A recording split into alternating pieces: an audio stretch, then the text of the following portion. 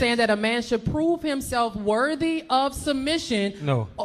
No. It's just finished. It's just supposed to be a man. Just like it's in a man, we wake up to protect. We wake up to provide. We wake up to be there. Women should wake up to want to nurture. Rivah TV. What's up, guys? It's your girl Rivah, and I'm back again with another video. So I actually saw this video on Instagram, and of course, you know, it was a discussion about the same conversations that a lot of modern women run from, and that is the topic of submission. So I'm going to go ahead and press play, pause, play, and give you guys my thoughts, my feelings, and my opinion on this entire conversation. You're saying that a man should prove himself worthy of submission. No. No. It's just finished. It's just supposed to be a man. Just like it's in a man, we wake up to protect. We wake up to provide. We wake up to be there. Women should wake up to want to nurture. And you have to nurture not just your kids. You got to nurture your man as well. So if the and man that's part is of. not. So before we even go into any of the conversation, this is one of the most consistent standpoints that I have seen women have since the inception of time. Okay, but most importantly, since the inception of this channel, I have consistently for years seen women talk about on the internet, talk about amongst themselves, the standpoint that a woman's femininity, okay, and submission is only and solely reliant on if she is around or with a masculine man, a provider male. Okay, what have you. That is the terminology that they use. And it's very strange to me because when we see ducks outside quacking, they are not looking at us and saying, I'm only gonna quack if I'm looking at another duck. They don't do that. Okay? That is their only verbiage in how they are able to communicate. So they don't stray from that. The only beings that I see that decide to take off of their nature and put on somebody else's is women. Women take off femininity, put on masculinity. They can't tell you what a woman is. They can tell you all the men traits that a man is supposed to have and what he's supposed to do. And instead of learning how to be a balance to their partner, what they do is they take on the traits of the man who they want to be with, and then are trying to figure out why, you know, the two of them are not magnets and why it's not sticking. Because you already in the seat, sweetheart. It's not providing or protecting. We still have to submit. It's same question. So if a man is not protecting or providing, do I have to submit to this man? Why are you with said man? You don't have to change your traits. You should be changing your environment.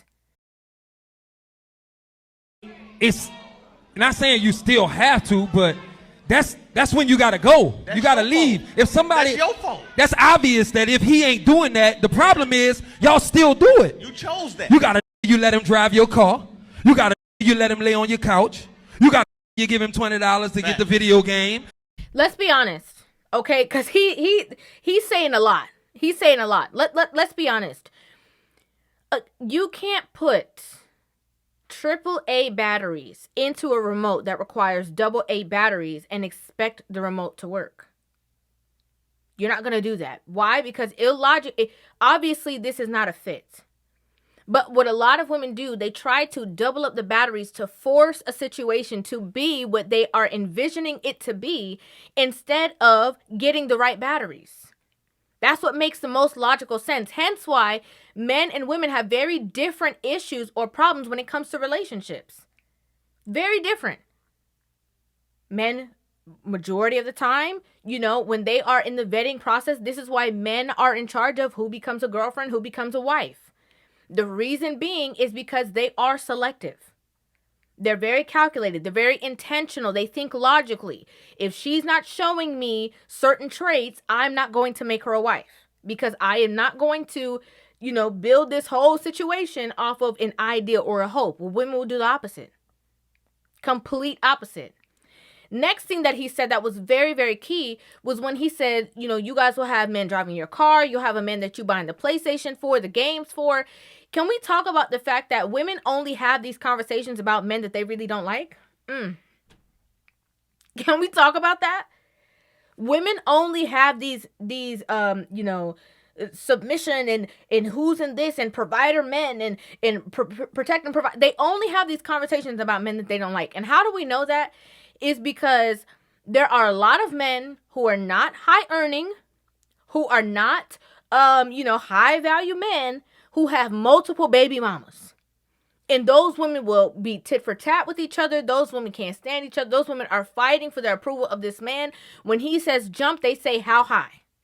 And they have no problem being submissive to this man. There is no conversation. What he says goes. Whatever he wants, they will do it. That's y'all fault. And y'all submit to them niggas. You submit to the wrong niggas. But the problem is a lot of y'all are too, you got that masculine energy. And when a nigga say, hey, listen, I got this. Chill the fuck out. Wait right here. I'm going to take care of it. You're not my daddy. But I'm leading this situation. He is your daddy. Okay.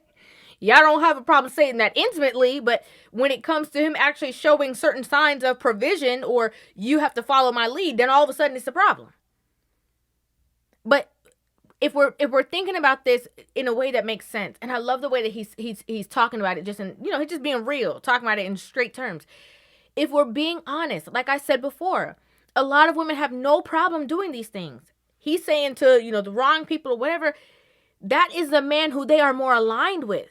But a lot of women get into these spaces where they hear certain conversations, they hear certain trigger words, and a lot of women get involved in group think. And in group think, we're supposed to not be submissive unless he's this. We're supposed to not do this. Instead of taking their own time to step out of the group and think logically and say, okay, what makes sense? Does it make sense for me to change who I am because I'm not getting a certain result that I want? Or should I be changing certain qualities so that I can align better with the result that I want? That makes too much sense for these women. Okay? That makes way too much sense. They'd rather, again, not think too much, get in line, and then, I'm not going to be submissive to a man that's not my husband. How are you going to get a husband if you are not showing signs of cooperation? I'm the leader of this. A lot of women don't know how to sit back and say, all right, you got it. Most women scared of. Can we go there for a second too? I know I'm pausing a lot. I know, guys, I understand, but we have to have these conversations. It's so necessary. You have to, as a woman, know your place. Okay? And a lot of women like to even use that as a trigger. My place? What you mean, my place? Women have to learn and know their place in the relationship, their place in the household, their place when it comes to your man making certain decisions, their place in conversations. You always have to know your place. You do. And when you're in a relationship with a man who you trust, who you confide in, who has his leadership, you do not have to do anything to try to prove him wrong or tell him another way how to do it. You can be suggestive. Right? Like you can make suggestions.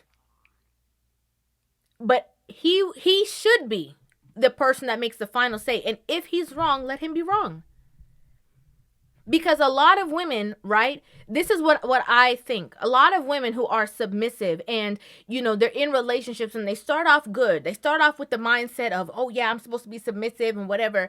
If the man makes quote unquote wrong turn, all of a sudden they're like, oh yep, I'm not listening to his leadership no more. Now I gotta start grabbing the wheel, and I'm gonna start dictating what he should be doing and how he should be doing it, and I'm gonna start telling him.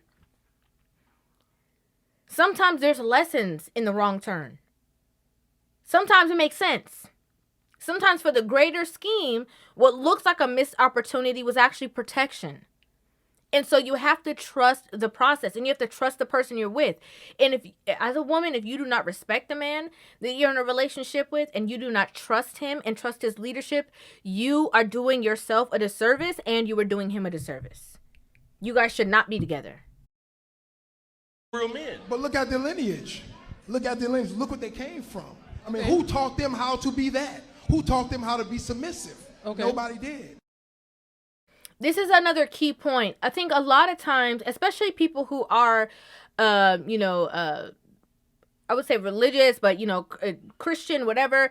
A lot of the terminology is heard of, and a lot of people have liked the ideology of it, and have drawn assumptions akin to the word submissive or submission and all these things, and it sounds good, like, oh yeah, I'm a submissive wife. Whole time, if we were to put a camera, bird's eye view, in your household while you are interacting with your man, we would see the complete opposite. And, yes, there are things that need to be taught, but also when you are an adult and you are making decisions, you did not need anybody to teach you how to get your freak on. Okay?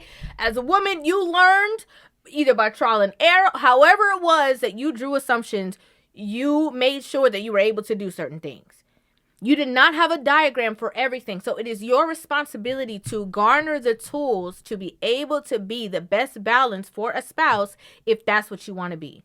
And even if you already are one and did not have somebody to, point you in a certain direction or give you a diagram, it's still going to be up to you to garner tools to be able to get it right. I love these kind of conversations. I absolutely do. I love the angle that they were coming from. I love the things that they were saying. And again, this is a necessary conversation that always needs to be revisited, because I think that a lot of women sometimes get lost in the sauce, in the word submit. It is a lot of women have the idea that submission is a weakness. It's a power. It's a power to hold your tongue. It's a power to be calm. It's a power to be even kill. It's a power. That's a power. It's easy to be emotional. Toddlers do that. Children do that. Babies do that. It's easy to, it takes a certain level of maturity, but there's also such a peace in trusting the process in every aspect of your life. I'd like to know what you guys think about this in the comment section down below. I'd love to hear your thoughts on this entire conversation. Make sure you guys hit that subscribe button and give this video a thumbs up, and I will see you guys in the next one. Love you. Rivah TV.